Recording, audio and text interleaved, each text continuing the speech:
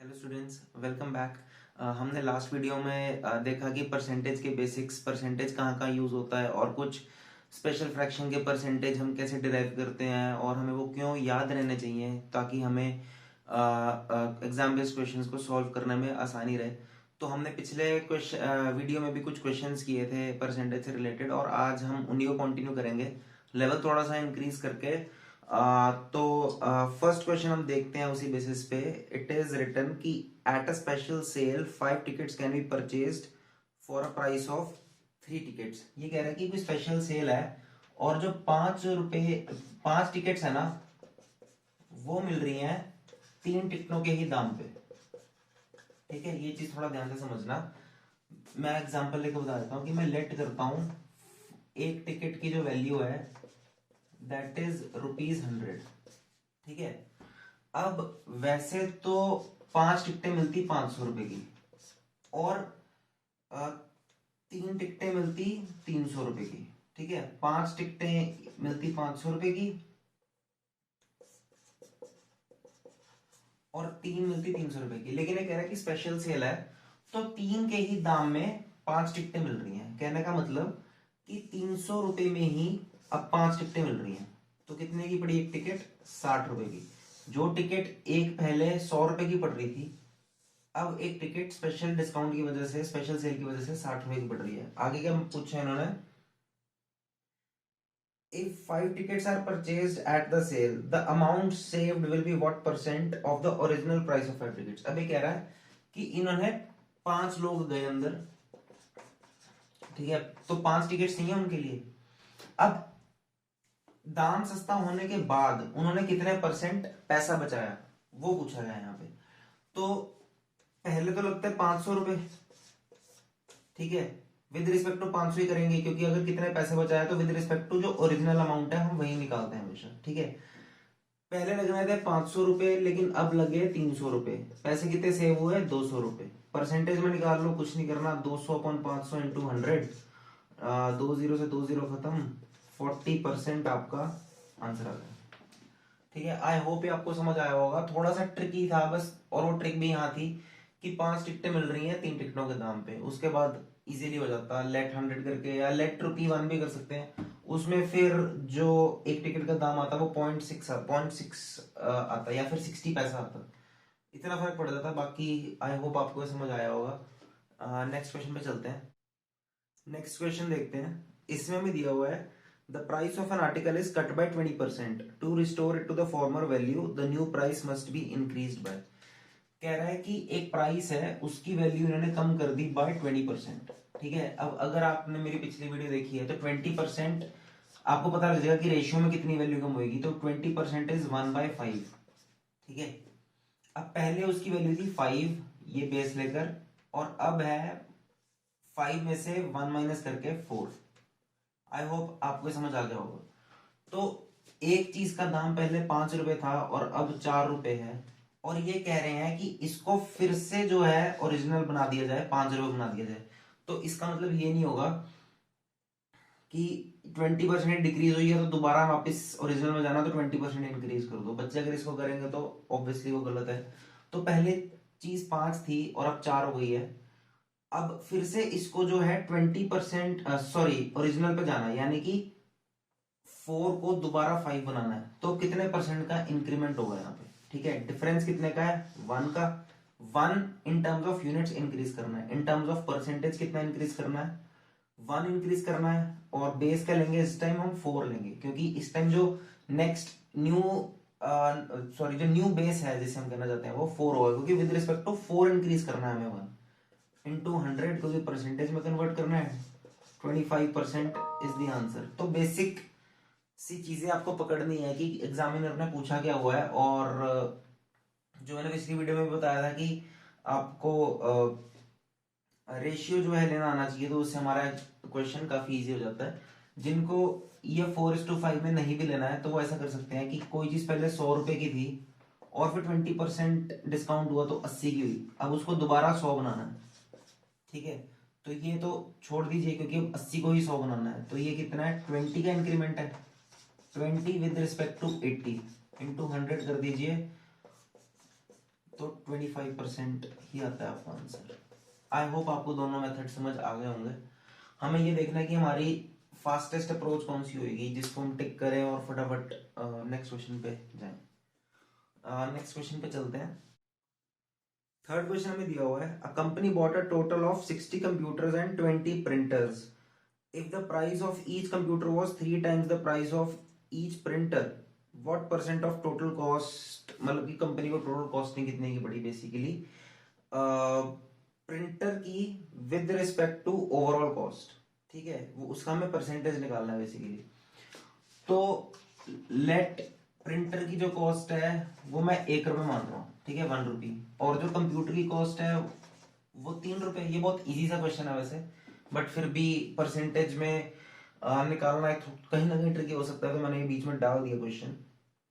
ठीक है, अब इन्होंने कंप्यूटर्स कितने खरीदे 60 और प्रिंटर्स कितने खरीदे 20, तो प्रिंटर्स पे कितने रुपए खर्च हुए होंगे 20 रुपए, और कंप्यूटर प्रिंटर पे 20 रुपए और कंप्यूटर पे कितने खर्च हुए होंगे 180 रुपीज। अब मुझे बताना है इसकी value with respect to total जो हमारा एक्सपेंडिचर हुआ है कंपनी का, 200 रुपए एक्सपेंडिचर हुआ है।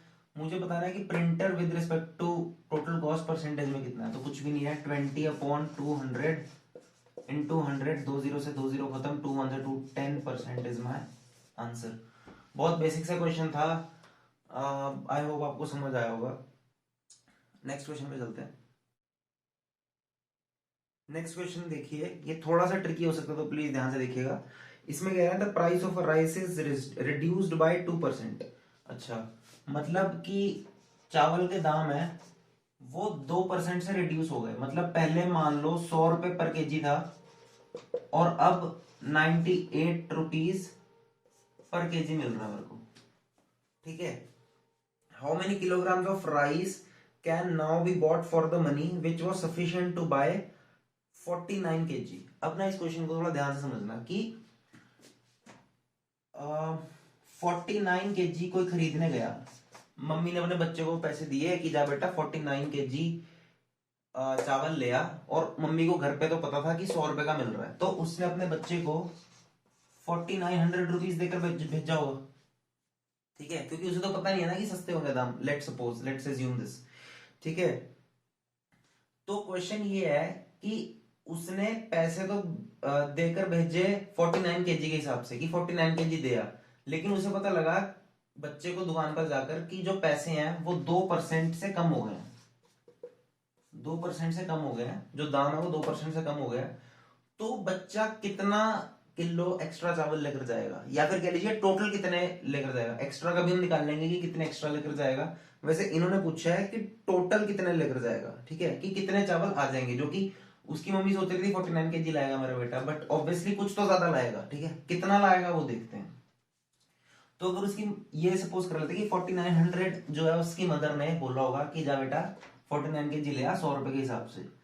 अब हुआ क्या, चावल निकले 98 रुपीज पर केजी के।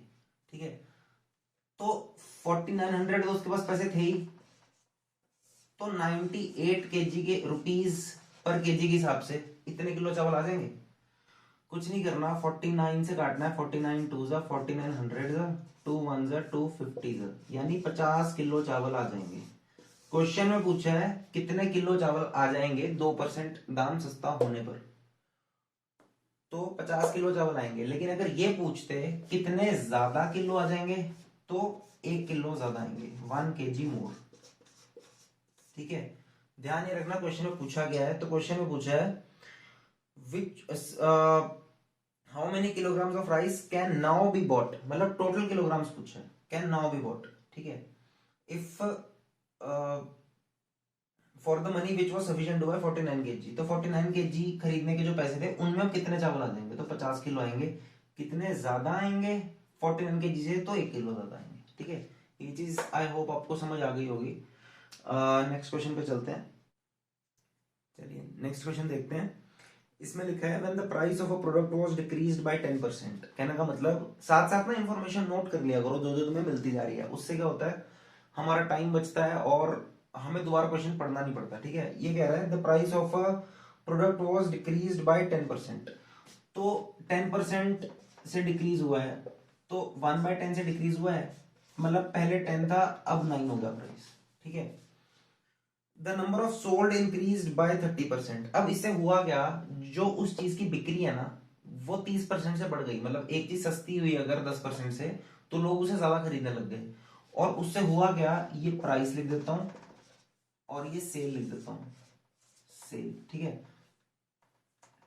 कि जो सेल है वो 10-30% से इंक्रीज हो गई, मतलब पहले 100 थी और अब 130 हो गई, ठीक है। 0 से 0 काट दो कि 10 थी और अब 13 हो गई, ठीक है, ये भी चल सकता है। इसके बाद what was the effect on the total revenue. अच्छा, अब टोटल रेवेन्यू पे क्या इफेक्ट होगा, देखो 10 रुपए की चीज पहले 10 बिकती थी, मतलब टोटल रेवेन्यू कितना जनरेट होता था, रुपीज में लिख सकता था इन टर्म्स ऑफ यूनिट्स है, 100 रुपए का रेवेन्यू जनरेट होता था। अब वो चीज उन्होंने 9 रुपए की कर दी, लेकिन अब वो 13 चीजें बिक रही हैं, ठीक है, 13 आर्टिकल्स, नंबर ऑफ आर्टिकल्स बिक रहे हैं in terms of units for example. तो 9 13 117, पहले 100 रुपए का बिजनेस होता था, अब 117 रुपए का बिजनेस होता है।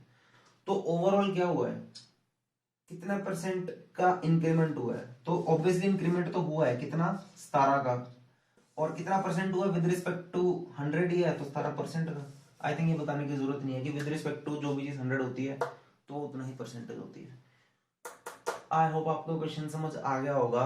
और तो ऐसे ऐसे छोटे छोटे, इसमें मेन चीज क्या थी कि आपको 10% को 1/10 करके, या इसको आप 10 100 और 90 भी कर सकते थे, बट वो थोड़ा सा वैसे लेंथी हो जाता।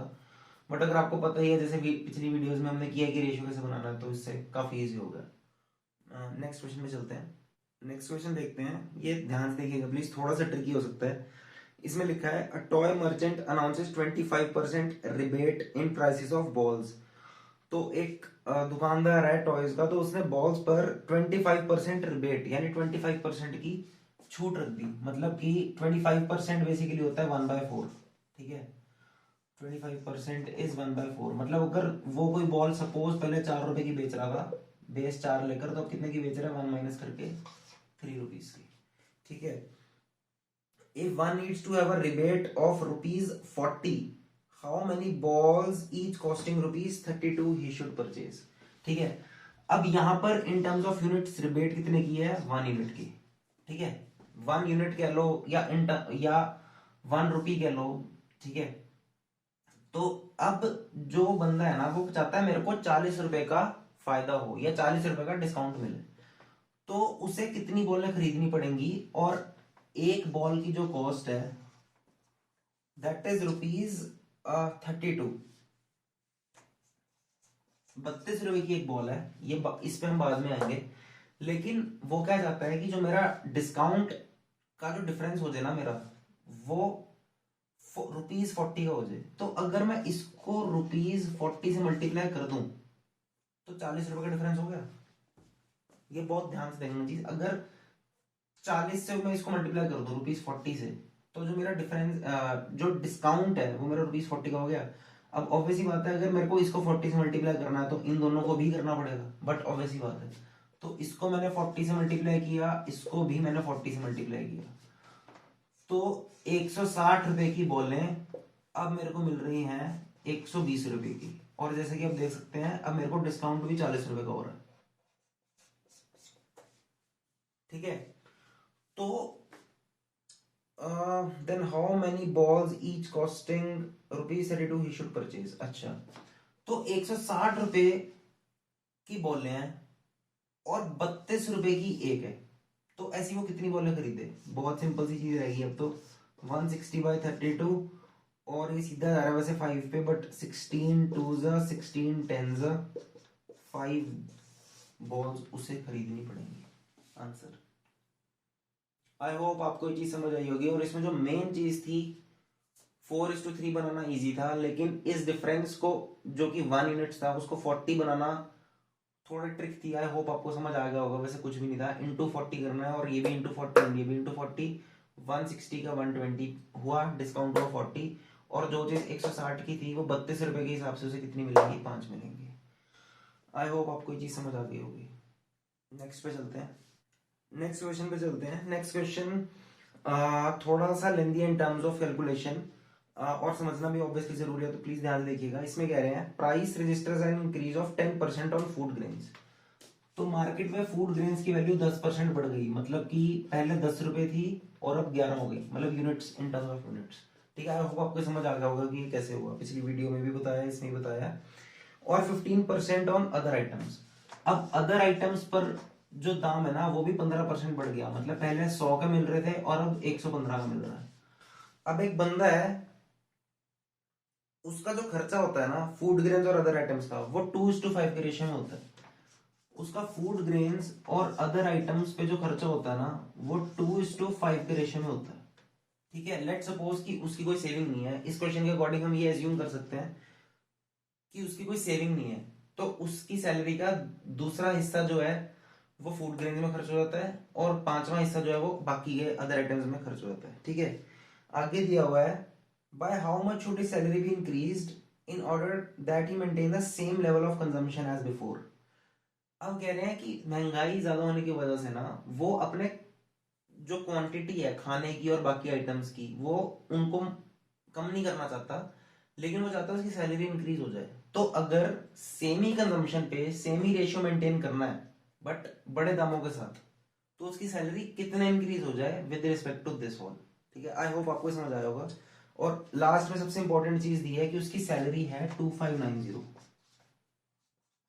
सैलरी जो है वो है ₹2590।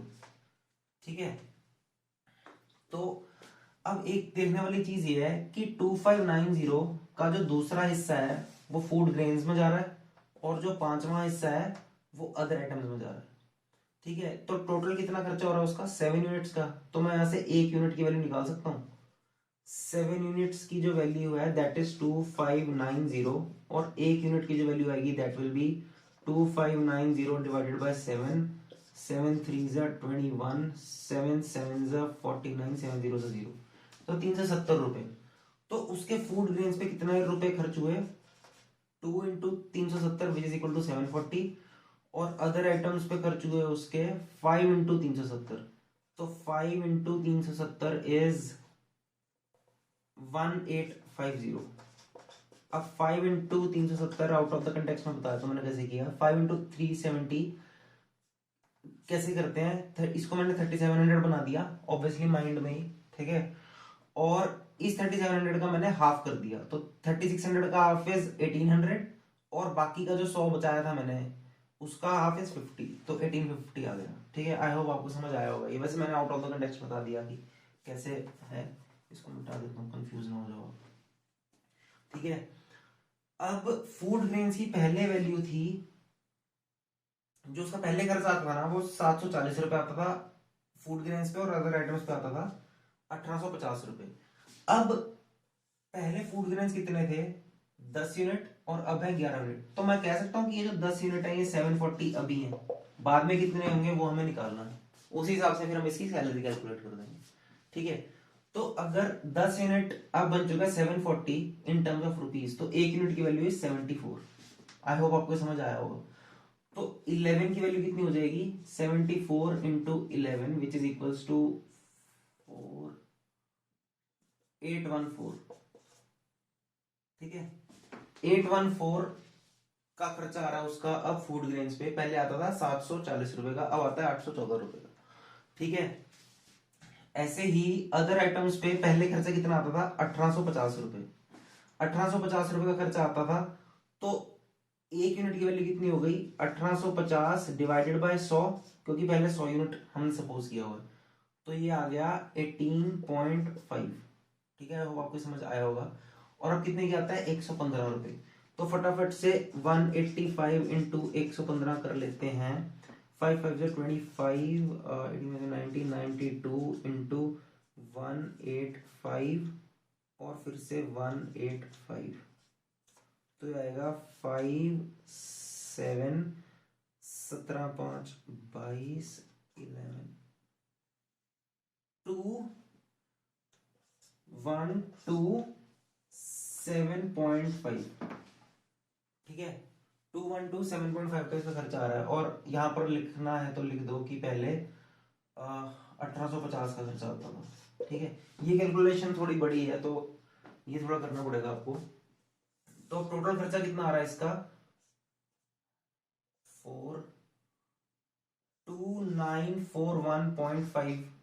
अब इसका खर्चा आता है, और पहले इसका कितना खर्चा आता था, ऑब्वियसली जितनी इसकी सैलरी थी 2590।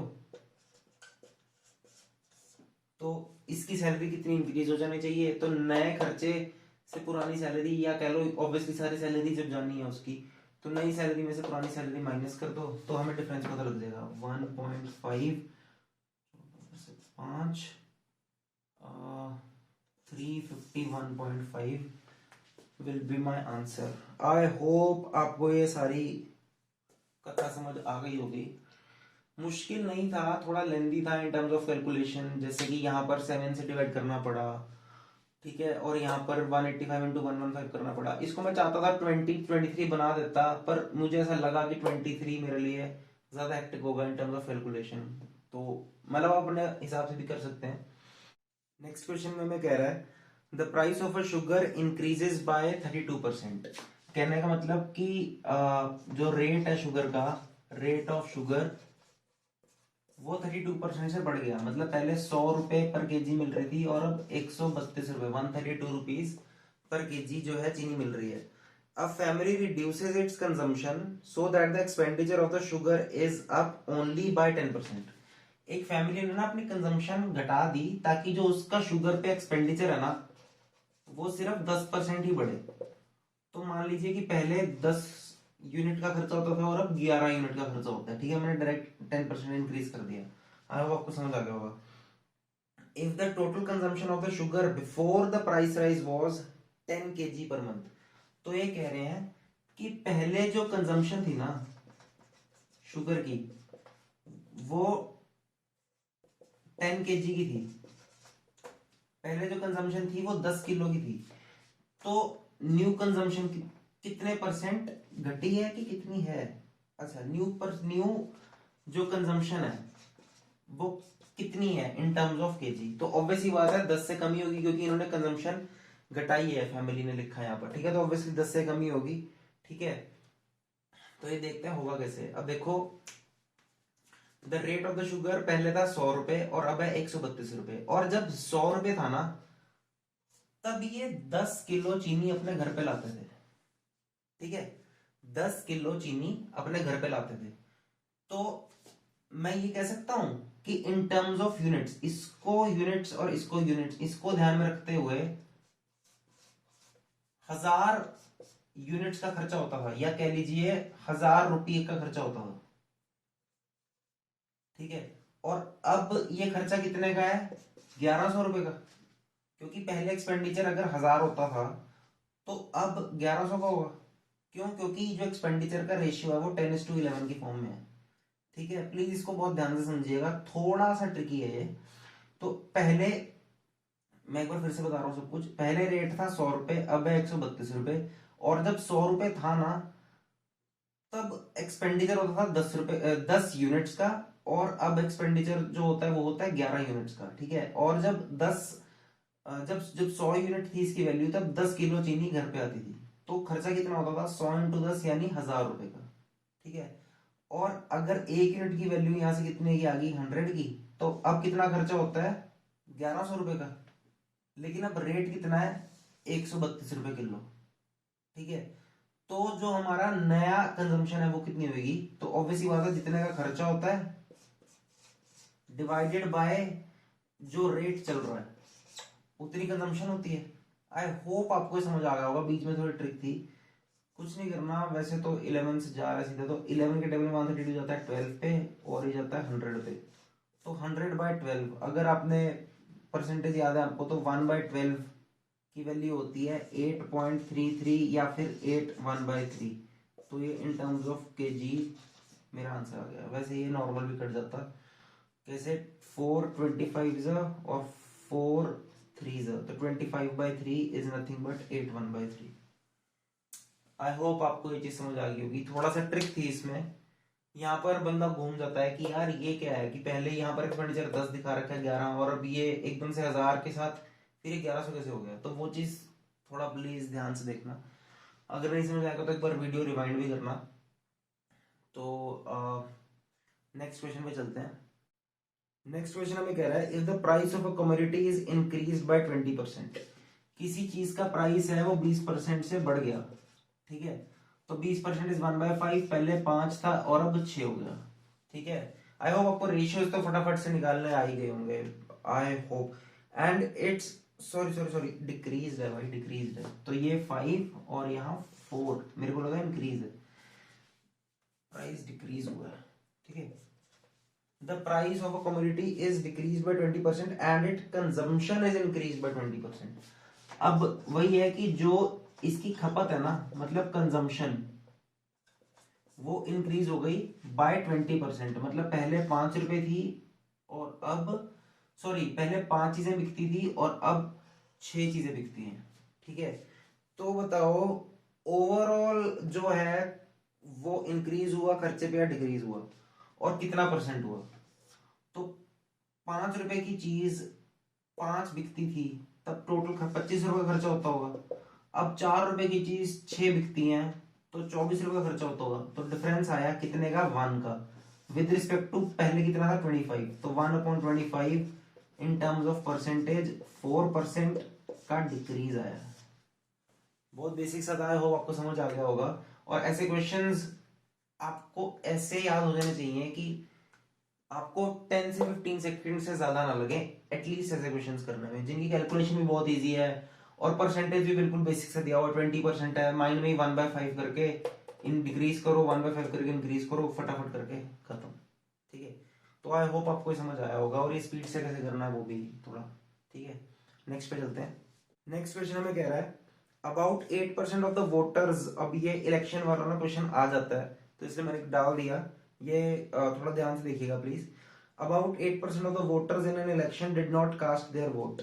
अच्छा, तो जो इलेक्शन होते हैं ना, तो रजिस्टर में सबका नाम होता है उस एरिया के, जो जितने भी एलिजिबल वोटर्स हैं उनका, तो जो 8% लोग हैं ना वो वोट डालने ही नहीं आए, ठीक है।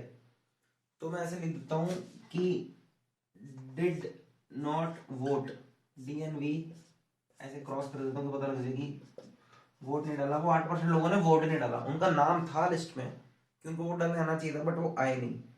इन this election there were only 2 candidates. अच्छा, सिर्फ 2 ही उम्मीदवार थे, 2 ही पार्टी के कार्यकर्ता थे जो आपस में लड़ रहे थे, ठीक है। और the winner by obtaining 48% of the votes defeated his contestant by 1100 votes. अब जो विनर है ना, उसने 48% वोट्स ले लिए।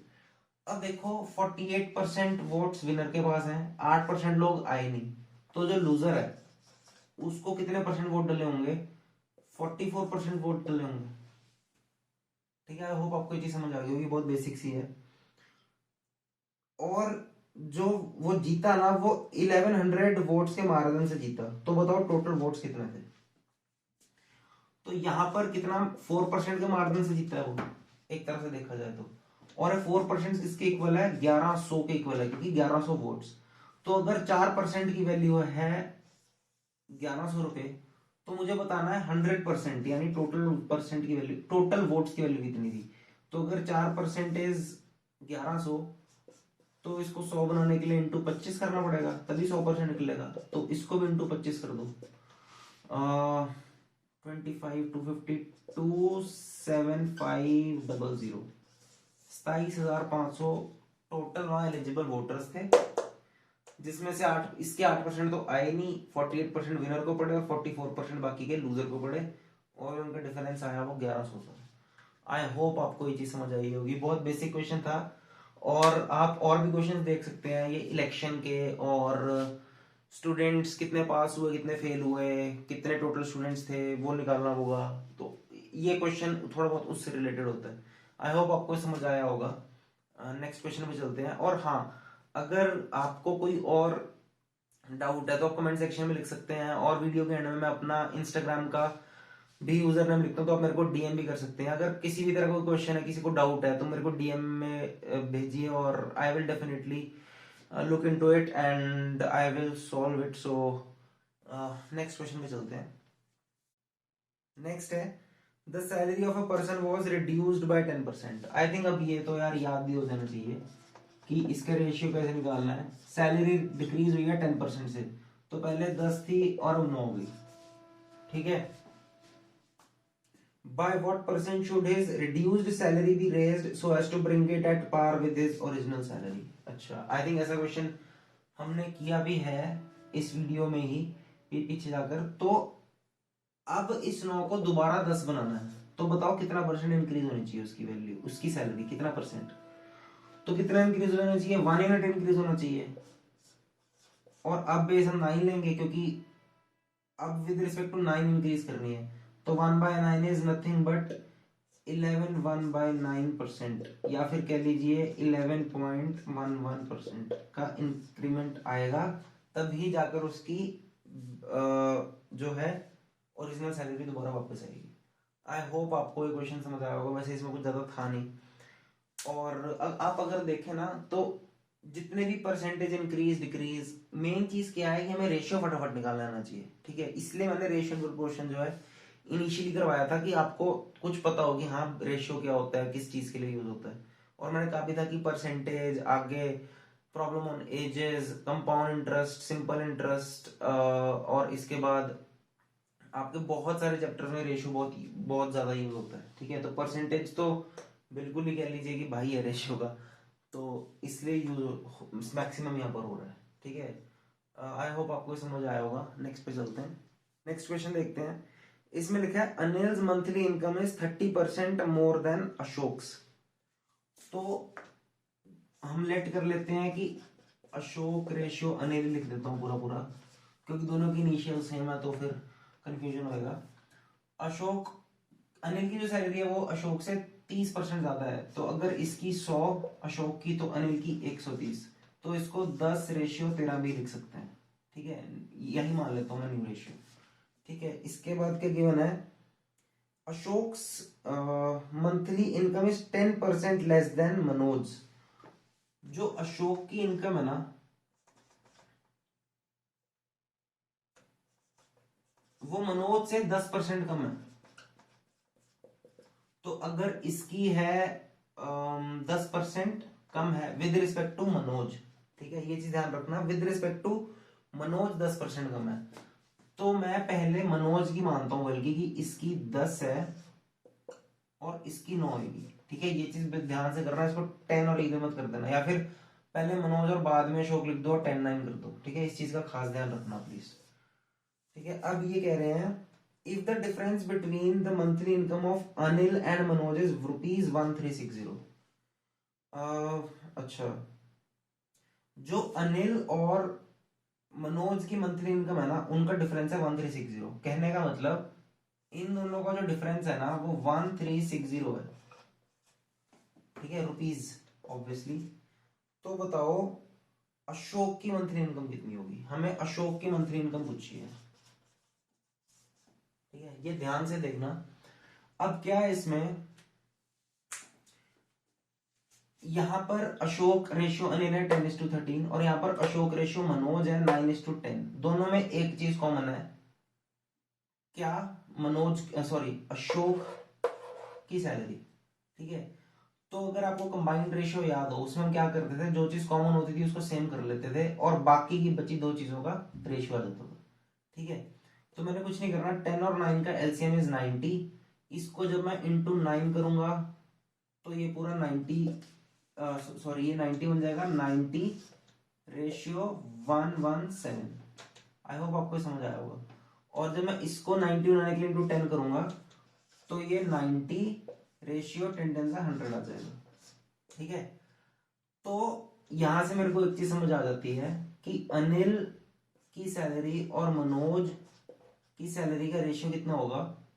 अनिल का हो गया 117 और मनोज का हो गया 100। क्यों, क्योंकि हमने अशोक दोनों जगह सेम कर दिया, ठीक है। तो अनिल इज 117 और मनोज इज 100, और इनका डिफरेंस कितना है 17 यूनिट्स, और मेरे को क्वेश्चन में दिया हुआ है वो 1360। इसलिए एक यूनिट की वैल्यू आई 80 रुपए। 17 के टेबल में 136 जाता है 8 पे, ठीक है। तो 1 यूनिट की वैल्यू आ गई 80 रुपए। मुझसे पूछा गया है अशोक की मंथली इनकम। तो अशोक की मंथली इनकम कितनी होगी? अब यहाँ पर 1 यूनिट की वैल्यू है 80 रुपए और अशोक की 90, ऑब्वियसली दोनों जगह ही सेम होगी। तो 80 rupees into 90 units, 7200 will be my answer Ashok की। यही अगर इन्होंने अनिल की पूछी होती तो मैं 80 इंटू 117 करता, मनोज की पूछी होती तो 80 इंटू 1000 करता, ठीक है, सॉरी 100 करता, 80 इंटू 100 करता।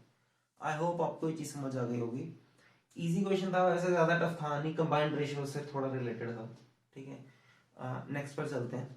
नेक्स्ट क्वेश्चन देखते हैं। ये क्वेश्चन थोड़ा लेंदी है और थोड़ा रीजनिंग से रिलेटेड भी है। जैसे हम रीजनिंग में पजल सॉल्व करते हैं ना, तो एक एक इन्फॉर्मेशन हमें नोट करनी पड़ेगी। ऑब्वियसली क्वांट भी यूज हो रहा है इसमें, मैथ्स भी यूज हो रहा है कि परसेंटेज निकालना है, और बॉयज और गर्ल्स का रेशियो से हमें total number of boys and total number of girls निकालना है। उसके बाद एक हर एक इन्फॉर्मेशन जो है हमें बतानी है, और हमें एंड में जो पूछा हुआ वो बताना है। होएगा कैसे, एक बार नजर डालते हैं। कह रहे हैं 85 चिल्ड्रन प्लेइंग बैडमिंटन और टेबल टेनिस और बोथ। तो ये कह रहा है कि टोटल नंबर ऑफ जो चिल्ड्रन है ना, दैट आर 85। अब ये 85 में से ना कुछ सिर्फ बैडमिंटन खेल रहे हैं, कुछ सिर्फ टीटी खेल रहे हैं टेबल टेनिस, और कुछ बोथ खेल रहे हैं, मतलब बैडमिंटन भी खेल रहे हैं और टेबल टेनिस भी खेल रहे हैं। इसमें से है क्या, जो नंबर ऑफ गर्ल्स है ना, that are 70% of total number of boys. अब कुछ बच्चे क्या करेंगे कि 70% सीधा इसका निकाल देंगे और गर्ल्स आ जाएगा। हालांकि ये तो डेसिमल में आएगा, लेकिन सपोज अगर चिल्ड्रन भी होते हैं 100 और 70% ऑफ गर्ल्स आर 70% ऑफ, देखते आगे पढ़ते ना, और 70 गर्ल्स कर देते, 30 बॉयज कर देते, क्वेश्चन रहता गलत। इसमें क्या है, जो गर्ल्स हैं दैट आर 70% ऑफ बॉयज, ठीक है।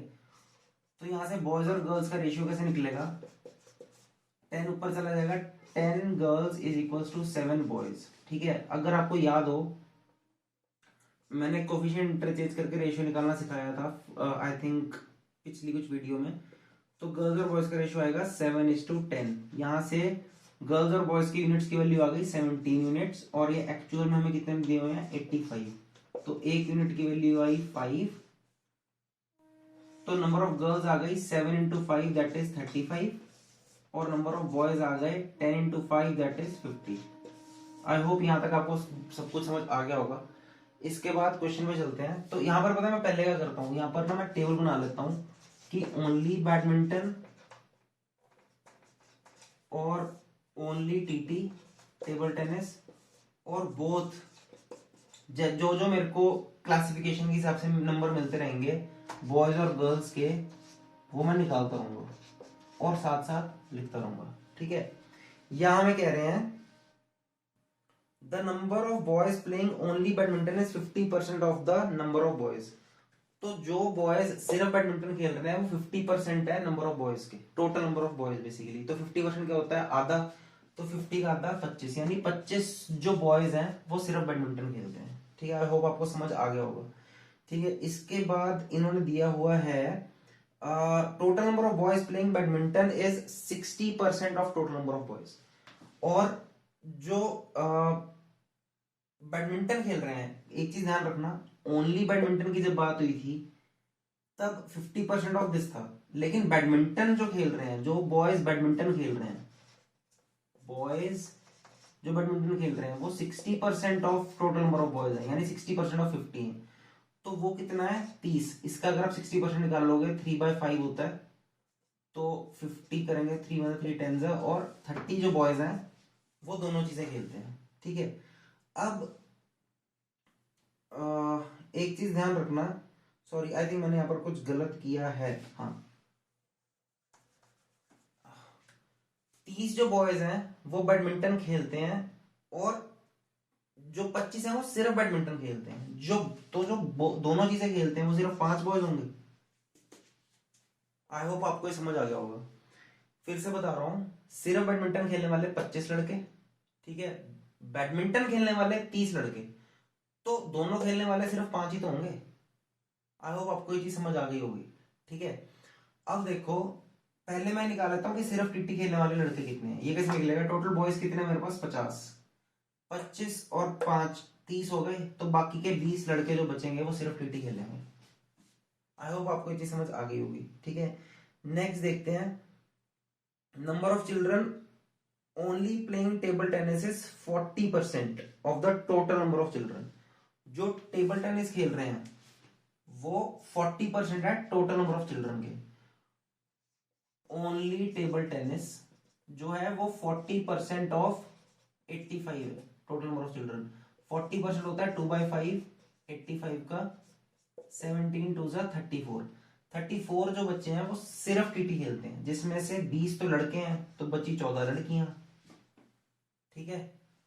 नेक्स्ट देखते, जो जो इन्फॉर्मेशन मिल रही है वो साथ साथ नोट करते रहो और तभी ही क्वेश्चन होगा ये वाला। And total of 12 children play both badminton and table tennis. जो 12 बच्चे हैं वो बोथ बैडमिंटन और टेबल टेनिस खेलते हैं, मतलब बोथ। तो अगर 12 में से 5 लड़के हैं तो बची 7 लड़कियां, ठीक है। पूछा गया what is the number of girls playing only badminton. मेरे से ये पूछा है कि ओनली बैडमिंटन कितने खेलते हैं। मुझे पता है 35 गर्ल्स हैं, ठीक है। 14 और 7 21 जो है वो या सिर्फ टीटी खेलती हैं या दोनों खेलती हैं। तो यहाँ पर क्या बचा, 21 35 में से हो गए तो 14, आंसर खत्म। अब मेरे से वो कुछ भी चीज पूछ लेते हैं, मेरे पास 6 वैल्यूज हैं कि ऐसे कितने लड़कियां जो दोनों खेलते हैं 5, कितनी लड़कियां दोनों खेलती हैं 7, ओनली टीटी खेलने वाले लड़के 20, ओनली टीटी खेलने वाली लड़कियां 14, ओनली बैडमिंटन खेलने वाले लड़के 25, ओनली बैडमिंटन खेलने वाली लड़कियां 14, जो कि मेरे से पूछा भी था। आई होप आपको ये क्वेश्चन समझ आ गया होगा। और आज की वीडियो में अगर कोई डाउट होगा तो प्लीज मेरे को कमेंट सेक्शन में बताना। और वीडियो के एंड में मैं अपना इंस्टाग्राम का यूजर नेम भी डालूंगा, तो उसमें भी आप मेरे को डीएम कर सकते हो, मेरे को बता सकते हो कि आप कौन से एग्जाम की तैयारी कर रहे हो, या आप अगर मेरे को कोई सजेशन देना चाहते हो मेरी टीचिंग से रिलेटेड या फिर मेरे टॉपिक से रिलेटेड, या अपना कोई क्वेश्चन वीडियोस में ऐड करवाना चाहते हो, तो डेफिनेटली आप मेरे को बताइएगा, तो मैं उसे पक्का सॉल्व करूंगा और वो समझाऊंगा भी। या फिर अगर आपको मेरा कुछ मेथड ऐसा है कि नहीं समझ आ रहा, किसी भी तरह का कोई भी सजेशन, कोई भी डाउट, कोई भी क्वेरी है, तो मेरे को डीएम कर सकते हैं, नीचे कमेंट सेक्शन में लिख सकते हैं। आई होप आपको वीडियो थोड़ी इंटरेक्टिव लगी होगी आज की। तो रेशियो प्रोपोर्शन के बेसिस पर ही हमने परसेंटेज किया आज। तो हम आने वाली वीडियोस में भी रेशियो प्रोपोर्शन के बेसिस पर ही और टॉपिक्स भी कवर करेंगे। और क्वेश्चंस जैसे कि मैंने आपको बताया था पिछली वीडियो में भी कि आपको करने खुद है, मैं आपको सिर्फ तरीका बता सकता हूँ कि कैसे होगा। तभी मैं कोशिश करता हूँ कि तरह तरह के क्वेश्चंस हो, कभी इलेक्शन वाले, कभी जैसे ये चिल्ड्रन वाले, और कभी कंजम्पशन और एक्सपेंडिचर के, डिफरेंट डिफरेंट, बट उनका लेवल डे बाय डे आप ही को खुद इंक्रीज करना है, क्योंकि एक वीडियो में मैं बहुत कुछ नहीं बता पाता। तो आई होप आपको ये वीडियो पसंद आई होगी, एंड डेफिनेटली मिलते हैं नेक्स्ट वीडियो में। Thank you.